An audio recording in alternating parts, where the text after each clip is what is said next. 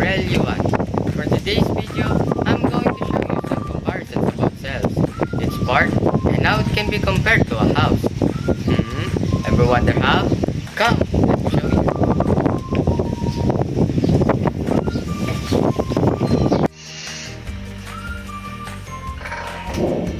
As we all know, cells are the basic structural, functional, and biological unit of life, and it composed of many different parts, both in plant and animal cells, just like our house too. We will begin with the organelle cytoskeleton. The cytoskeleton can be compared to the walls of a house. They both provide shape to the structures which they make up.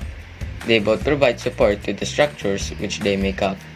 Next, the organelle cell membrane.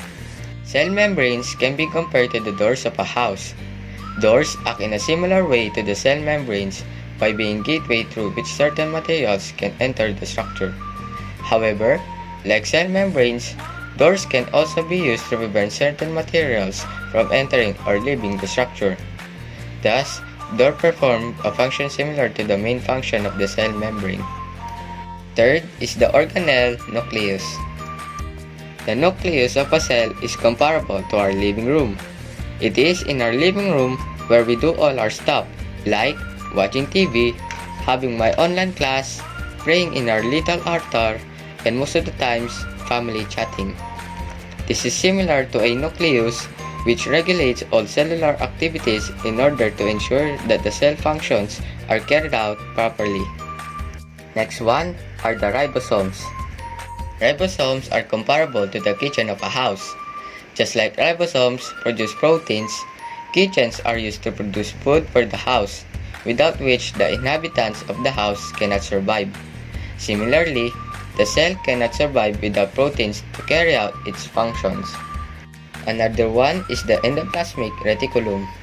The endoplasmic reticulum can be compared to the hallways of a house. Both are networks that allows the materials in the house or cell to be moved around. Hallways facilitate the movements of the inhabitants of the house in the same way that the endoplasmic reticulum transport proteins and other materials around the cell. Next part of the cell is the mitochondria. The mitochondria can be compared to the circuit breaker panel of a house.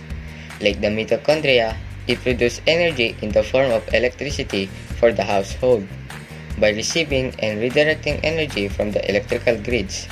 Circuit breaker panels are essential to the house as they allow items in the house, lights, machine, etc. to function properly. These are just some parts of the cell that I compared in our house and the things found in our house. I house. I hope you learned something from my house tour video. Thank you!